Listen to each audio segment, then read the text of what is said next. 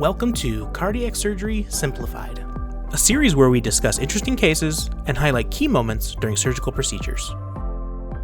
Presented by the Frankel Cardiovascular Center. Hello. Today we present a 78-year-old female with persistent atrial fibrillation who previously underwent Micra Pacemaker implantation at an outside hospital. Within days of her procedure, she developed NYHA Class 3 heart failure symptoms. Upon presentation to our institution, echocardiography revealed an avulsed tricuspid valve with torrential tricuspid regurgitation. She was ultimately referred to our transcatheter team, but failed screening for transcatheter tricuspid valve repair and replacement. Because of this, she elected to undergo tricuspid valve surgery. Her preoperative echo demonstrates a severely dilated right ventricle with mild dysfunction and torrential tricuspid regurgitation. This view here illustrates the avulsion of the tricuspid valve, which has resulted in a large coaptation gap causing the patient's regurgitation.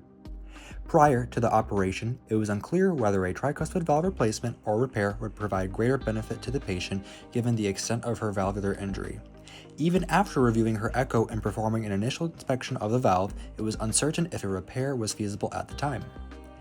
After we assessed the valve's injury, we then worked to restore the valve's coaptation height by plicating the anterior and septal leaflets, which was followed by placement of annular sutures to remodel the tricuspid annulus.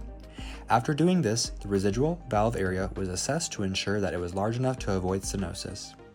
Next, we implanted the annuloplasty ring to support the annulus and maintain valve competence, and concluded the surgery with final testing and assessment of tricuspid regurgitation, which demonstrated that a durable and successful valve repair was indeed possible.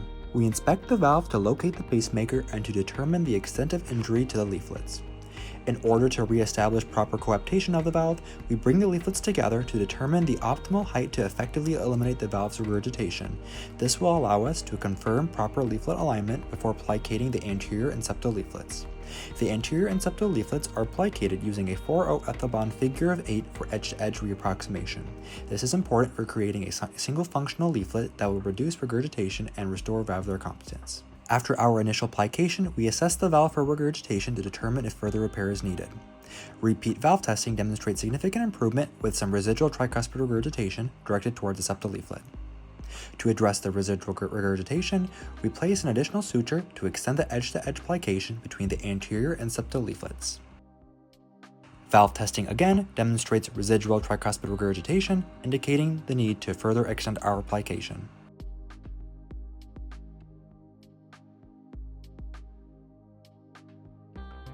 We assess the valve for regurgitation after adding a third suture to our edge-to-edge repair and find that there is now minimal tricuspid regurgitation.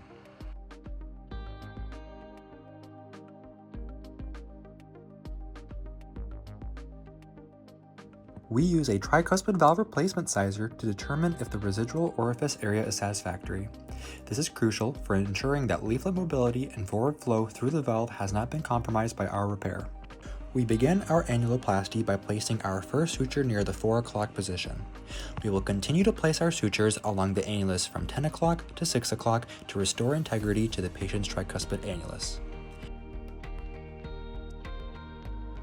After final sizing, a Medtronic 36mm triad tricuspid annuloplasty ring is placed onto the patient's tricuspid annulus. The ring holder is removed and the ring is secured using core knot fasteners.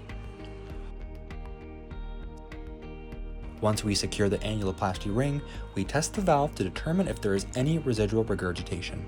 There is central trace regurgitation in between the sutures of our edge-to-edge repair.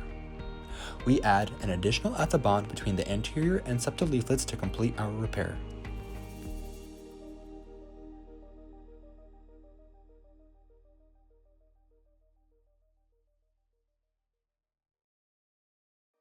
Final valve testing demonstrates no residual tricuspid regurgitation and a significant improvement in leaflet coaptation.